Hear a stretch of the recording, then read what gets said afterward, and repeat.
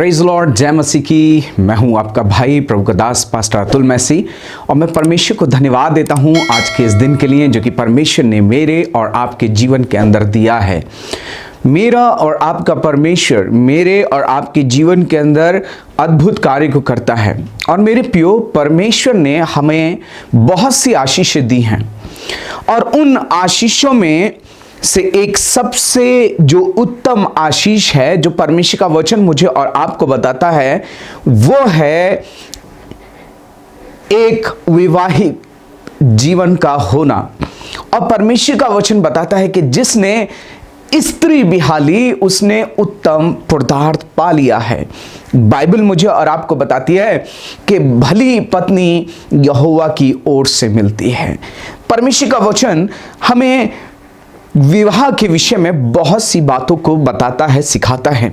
परमेश्वर का वचन कहता है कि परमेश्वर ने आदम और हव्वा को जब बनाया तो परमेश्वर ने उनको एक दूसरे के ऊपर अधिकार करने के लिए नहीं बनाया, लेकिन परमेश्वर ने जब आदम और हव्वा को बनाया, जब उनकी सृष्टि की, तो परमेश्वर का वचन बताता है कि परमेश्वर ने उन दोनों को एक दूसरे का पूरक बनाया, एक दूसरे का कंपेनियन बनाया।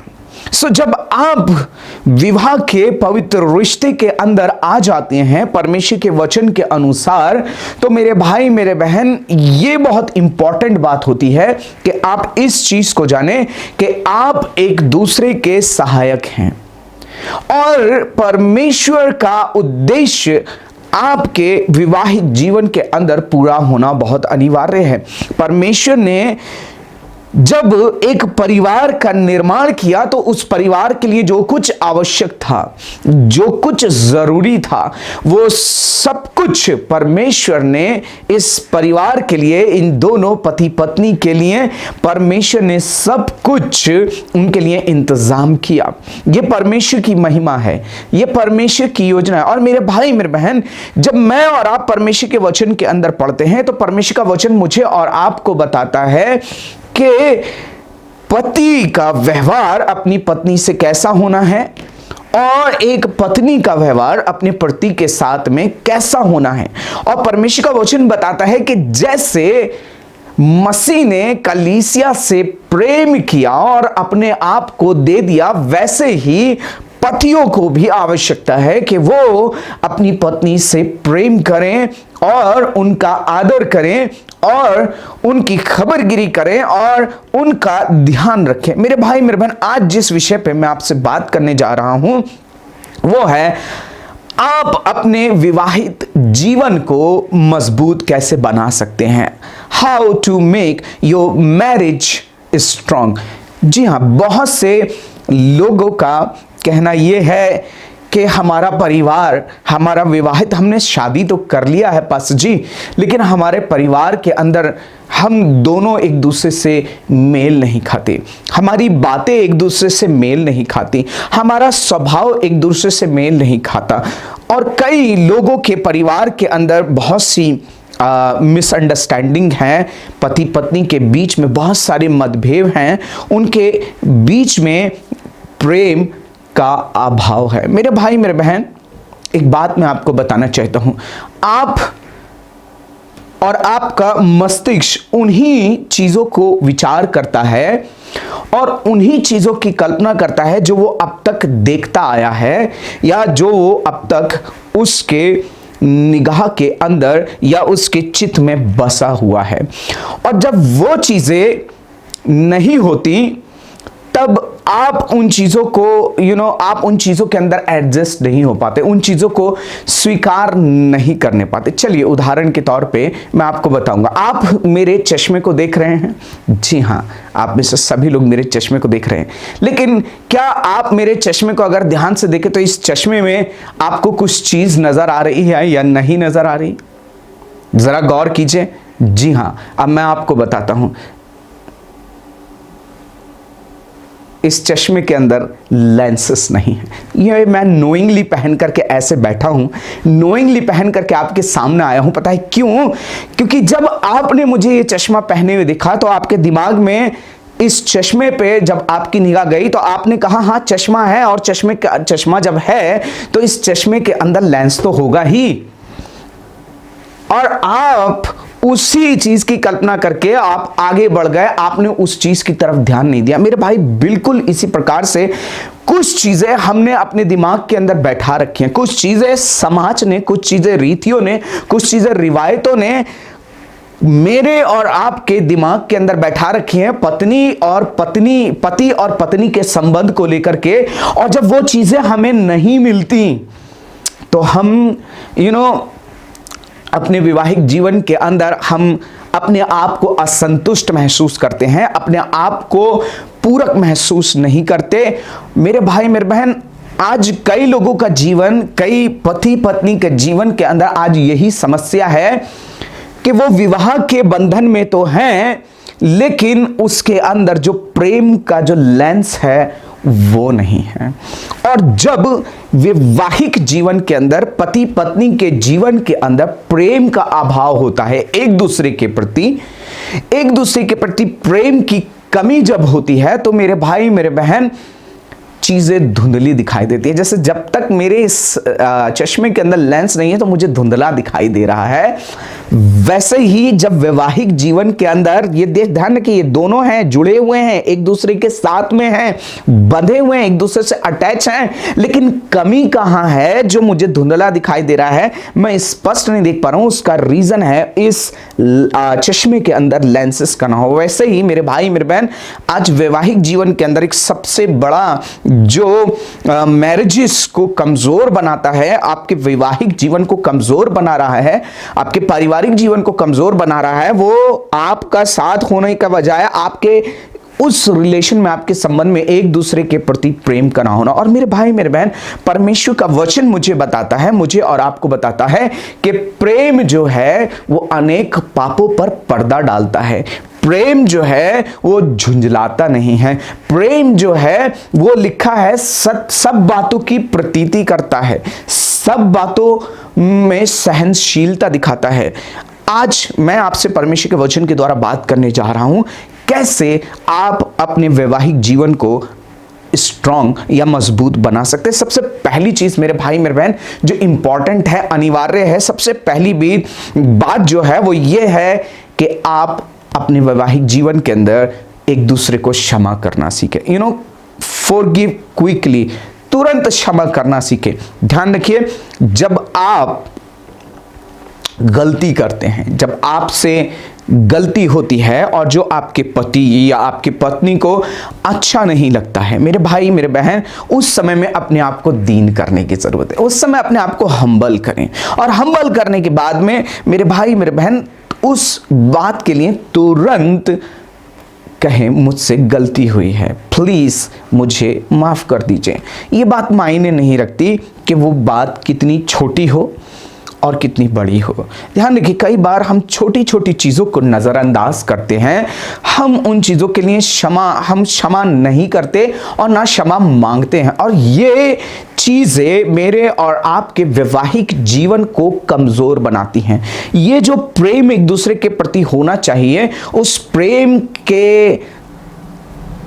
को बिगाड़ देती हैं, उस प्रेम को दूर कर देती हैं। इसलिए मेरे भाई मेरे बहन, जब कभी भी आपसे कोई गलती होती है, क्षमा करें, क्षमा मांगे और क्षमा करें। जब आप बाइबल के अंदर पढ़ते हैं तो मैं और आप एक पति और पत्नी के विषय में पाते हैं। जी हाँ, उस पति का नाम था होशे और पत्नी का नाम था गोमार। और परमेश्वर का वचन बताता है, गोमार के विषय में बहुत सी बातें लिखी हुई हैं, और जहां होशे और गोमार का जिक्र होता है वहां पर होशे परमेश्वर को दिखाता है वहां पर, और जो गोमार है वो इस्राएल की प्रजा को दिखाती है, जो कि वो कार्य कर रही है जो परमेश्वर की दृष्टि में गलत है, वो कार्य कर रही है जो परमेश्वर नहीं चाहता है। लेकिन होशे वहां पर क्या करता है? होशे गुमार को क्षमा करता है, माफ करता है। और ध्यान रखिए, माफ करने का मतलब ये नहीं कि आप अपने प्रेम में बदलाव लेकर के आए, आप अपने स्वभाव में बदलाव लेकर के आए, आप अपने आप अपनी बातों में बदलाव लेकर के नहीं।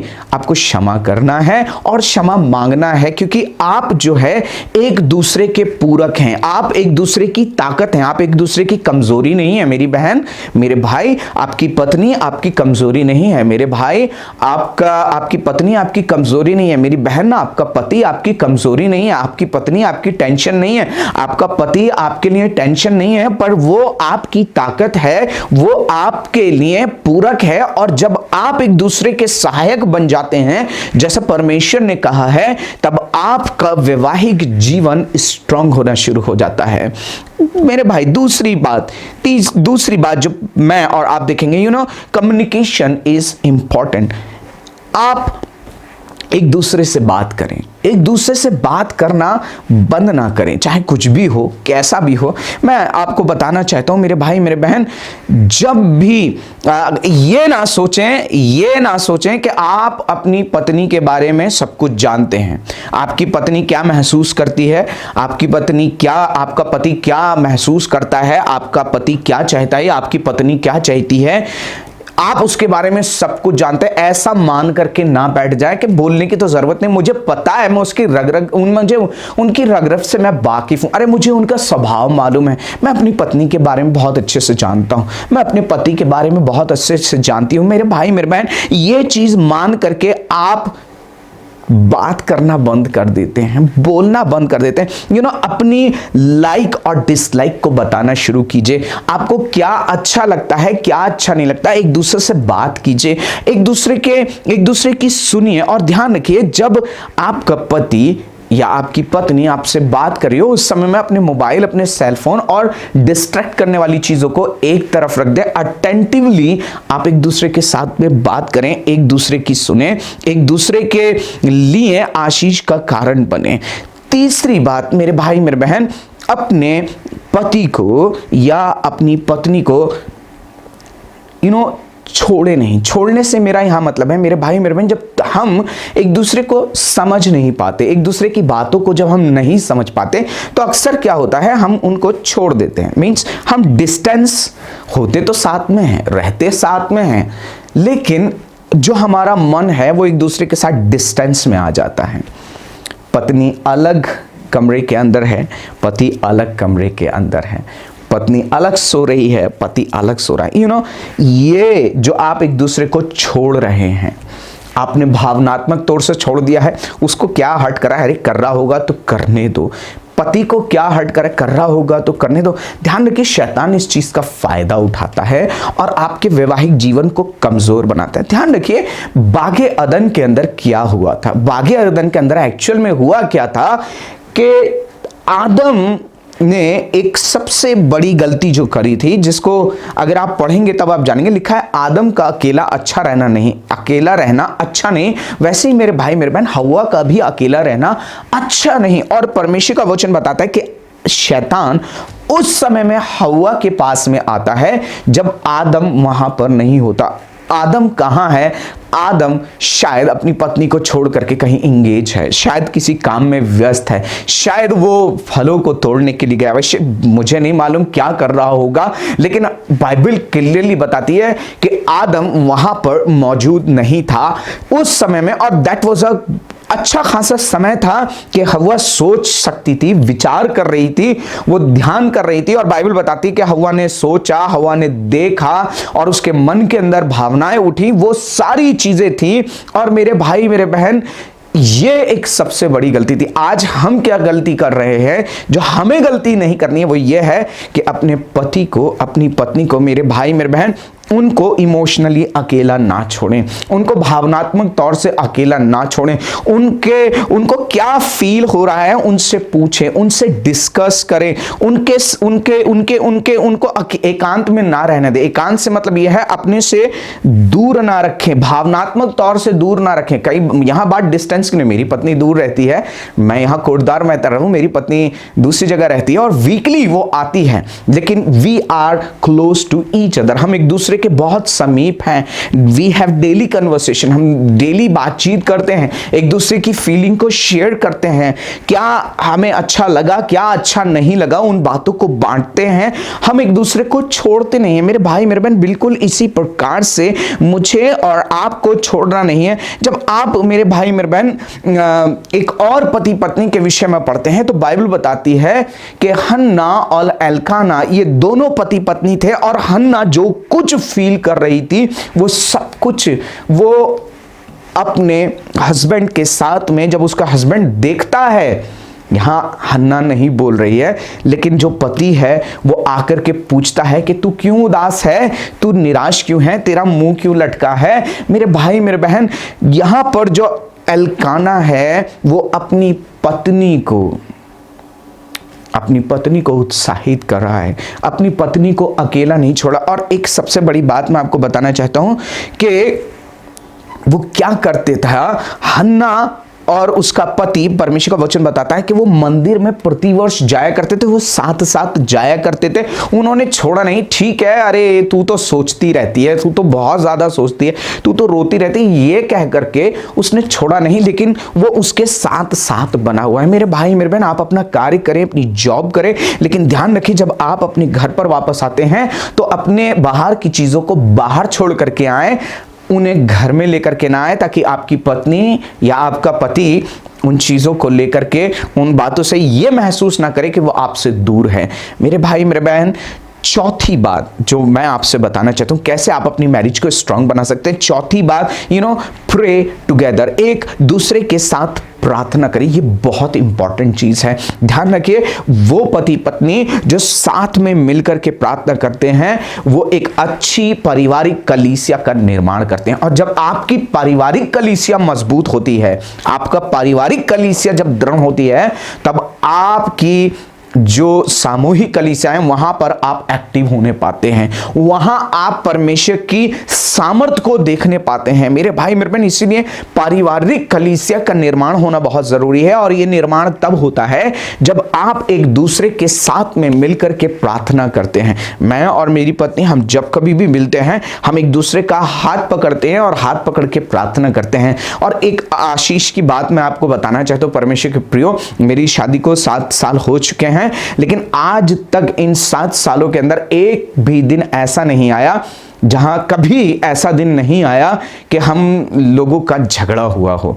मेरी पत्नी इस बात की गवाह है। एक दिन भी ऐसा नहीं आया कि हम लोगों का कभी भी किसी बात को लेकर के झगड़ा हुआ हो या किसी बात को लेकर के तू मैं हुई हो। आप जानते हैं उसका रीजन एक ही है, और वो रीजन ये है कि हम दोनों एक दूसरे का हाथ पकड़ करके प्रार्थना करते हैं। ध्यान रखिए, बाइबल के अंदर जब आप प्रेरितों के काम उसका 18 अध्याय और उसके दूसरे वचन को पढ़ते हैं तो यहां पर एक पति पत्नी मिलते हैं जिसका नाम प्रिस्किल्ला और अक्विला है। और इन दोनों पति पत्नी के विषय में लिखा हुआ है कि इन दोनों के अंदर एक बहुत स्ट्रांग बॉन्ड था।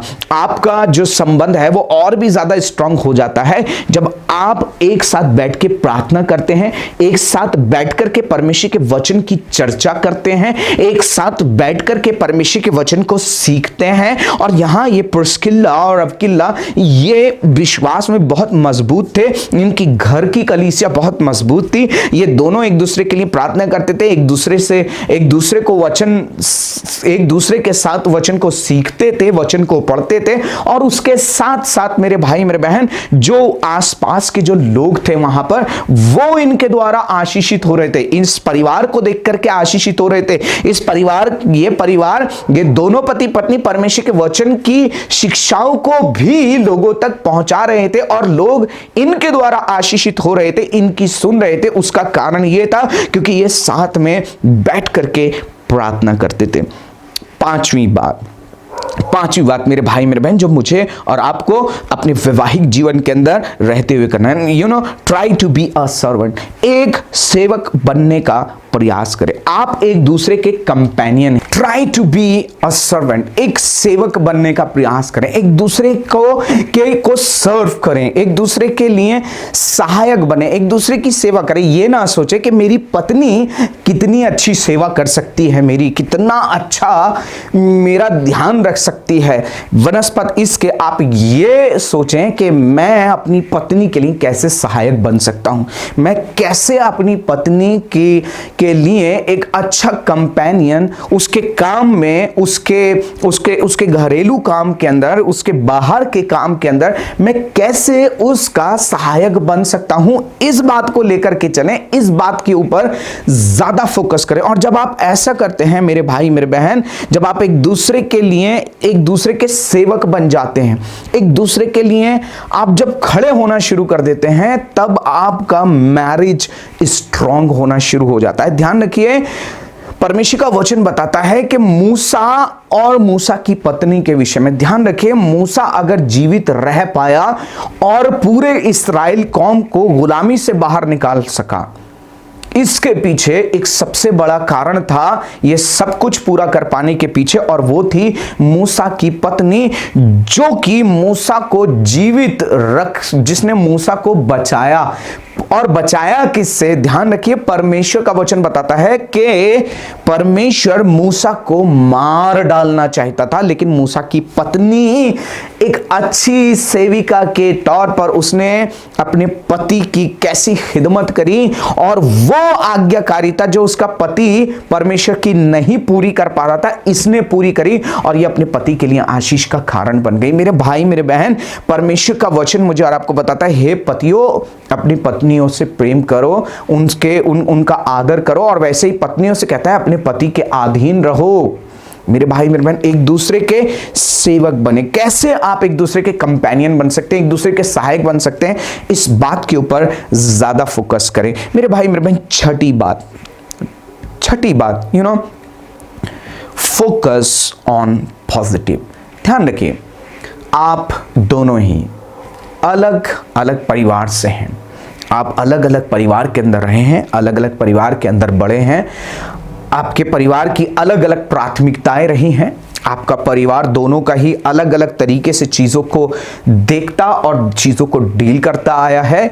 लेकिन जब आप इन दोनों परिवारों से मिलकर के एक नए परिवार की शुरुआत जब परमेश्वर के वचन के अनुसार जब आपने की है, तो ध्यान रखिए, एक दूसरे की कमियों के ऊपर ध्यान ना दें, क्योंकि जब आप कमियों पर ज्यादा फोकस करेंगे तो यह आपके लिए मुश्किल हो जाता है कि आप एक दूसरे से प्यार कर पाएं, एक दूसरे के सहायक बन पाएं। इसीलिए एक दूसरे की कमियों की बजाय एक दूसरे के सकारात्मक बातों के ऊपर ज्यादा ध्यान दें, और जो सकारात्मक बातें हैं उनको प्रोत्साहित करें। मैं अपनी पत्नी की जो भी पॉजिटिव बातें होती है मैं उनको इनकरेज करता हूं, और सच में मैं आशीषित हूं कि परमेश्वर ने मुझे अच्छी पत्नी दी है, भली पत्नी दी है, और आप भी आशीषित हैं क्योंकि परमेश्वर ने आपको, जितनों की शादी हो गई है, आपको भली पत्नी दी है। मेरी बहन, परमेश्वर ने आपको एक भला पति दिया है। बस मैं आपको बता रहा था ना, चश्मा, आप दोनों साथ में तो हैं, लेकिन धुंधलापन क्यों है? क्योंकि यहाँ पर प्रेम का जो लेंस है वो नहीं लगा हुआ है, और जब प्रेम का लेंस नहीं लगा हुआ है तो सब कुछ धुंधला दिखाई दे रहा है, कुछ भी अच्छा नहीं दिख रहा है। एक काम कीजिए, ये परमेश्वर के प्रेम का लेंस, ये पॉजिटिव लेंस, पॉजिटिव फोकस अपनी जिंदगी के अंदर लेकर के आ जाइए, और एक दूसरे की पॉजिटिव बातों को देखना शुरू करिए, उनको अप्रिशिएट करना शुरू कीजिए, उनको बढ़ोतरी करना शुरू कीजिए। मेरे भाई मेरे बहन, परमेश्वर का वचन कहता है, यदि तुम भलाई करना सीख लो तो तुम्हारी बुराई करने वाला कौन है? जब मैं और आप भलाई करते हैं, जब मैं और आप पॉजिटिव चीज़ों की तरफ ध्यान देते हैं, तो हमें नेगेटिव हमारा ढूंढने वाला कौन है? इसीलिए पॉजिटिव बातों की तरफ ध्यान दें। ध्यान रखिए, हन्ना के जीवन के अंदर बहुत सी बातें थी। हन्ना जल्दी निराश हो जाती थी, हन्ना जल्दी भड़बड़ाने लगती थी, हन्ना बहुत जल्दी अपना मन को दुखी कर लेती थी, और इवन के परमेश्वर का वचन बताता है कि वो परमेश्वर के भवन में जाकर के रोने लगी, बुड़बुड़ाने लगी। यहाँ तक कि जो एली था वो भी उनको गलत समझता है, कहता है कि तू मदिरा के नशे में है। लेकिन परमेश्वर का वचन बताता है कि जो उसका पति था, हन्ना का पति था, उसने जब देखा कि हन्ना यहाँ पर कमजोर है, उसने उसकी उन कमजोरियों की तरफ ध्यान ध्यान नहीं दिया, लेकिन उसने उससे कहा, उसको इनकरेज किया, उसके अंदर की बातों को निकाला, उसकी बातों को सुना और उसको अप्रिशिएट करना शुरू किया। आपको भी मेरे भाई मेरे बहन सातवीं बात अप्रिशिएट करना है, उत्साहित करना है। अपने पति को उत्साहित कीजिए, अपनी पत्नी को उत्साहित कीजिए। शायद वो आपकी तरह विश्वास में स्ट्रांग ना हो जैसे आप हो, आपका पति आपकी पत्नी इतनी स्ट्रांग ना हो, लेकिन आप उन्हें अप्रिशिएट कीजिए, उनको बढ़ाइए। ध्यान रखिए, यहां परमेश्वर का वचन बताता है कि हन्ना के पति ने क्या किया। हन्ना का पति जब हन्ना के पास जाता है तो हन्ना के पास जाकर के पता है क्या बोलता है? वो निराश बैठी हुई है, वो उदास बैठी हुई है, मन में बहुत दुखी है। लेकिन जब हन्ना का पति उसके पास आता है तो वो कहता है, तू मेरे लिए 10 पुत्रों से बढ़कर है, तू मेरे लिए, you are better than, you are like a 10 son to me, तो 10 पुत्रों के बराबर है मेरे लिए। ध्यान रखिए, वो उस समय में हन्ना के आनंद की आप देखेंगे तो उसका आनंद कितना बढ़ गया होगा। ध्यान रखिए, वो पति पत्नी साथ रहे, उनका मैरिज रिलेशनशिप स्ट्रांग रहा। और मेरे भाई मेरे बहन, जब आपकी मैरिज स्ट्रांग होती, जब आपकी मैरिज में, जब आपके परिवार में परमेश्वर होता है तो आपकी संतानें आशीषित होती हैं, आपकी संतान परमेश्वर की महिमा का कारण होती है मेरे भाई मेरे बहन। इसलिए परमेश्वर चाहते हैं, जब परमेश्वर ने आपको जोड़ा है तो आप एक दूसरे के लिए आशीष का कारण बने। आइए हम प्रार्थना करें। पिता परमेश्वर, मैं आपको धन्यवाद देता हूं प्रभु जी, मेरे भाई के लिए, मेरे बहन के लिए। और आज मैं प्रार्थना करता हूं प्रभु, इन दोनों को, जो पिता परमेश्वर पति पत्नी को आपने जोड़ा, इनके परिवार को एक किया है, तो मैं प्रार्थना करता हूं प्रभु, आप इनके वैवाहिक जीवन को पिता मजबूत बनाएं। मैं प्रार्थना करता हूं, अगर दुष्ट की कोई युक्ति है, कोई योजना इनके परिवार के विरोध में है, परिवार से प्रेम खत्म करना चाहता है, एक दूसरे के प्रति कड़वाहट भरना चाहता है, पिता आज मैं प्रार्थना करता हूं, हर एक वो चीजें जो इनके परिवार को बिगाड़ रही हैं या इनके वैवाहिक जीवन को कमजोर बना रही हैं प्रभु, एक दूसरे को समझने में पिता परमेश्वर इनको परेशानी हो रही है प्रभु, वो तमाम बातें जो पिता रुकावट और आशीष को रोकने का कारण बनी हुई हैं, आज इनके वैवाहिक और पारिवारिक जीवन से यीशु के नाम में दूर होने पाए। प्रभु अपनी महिमा के लिए तैयार करें। पिता परमेश्वर, मैं प्रार्थना करता हूं, जैसे यहोशू ने कहा मैं और मेरा घराना प्यारे यीशु की सेवा करेंगे, वैसे ही प्रभु मेरे भाई का घराना, मेरी बहन का घराना प्रभु, ये दोनों पति पत्नी प्रभु आपकी महिमा करने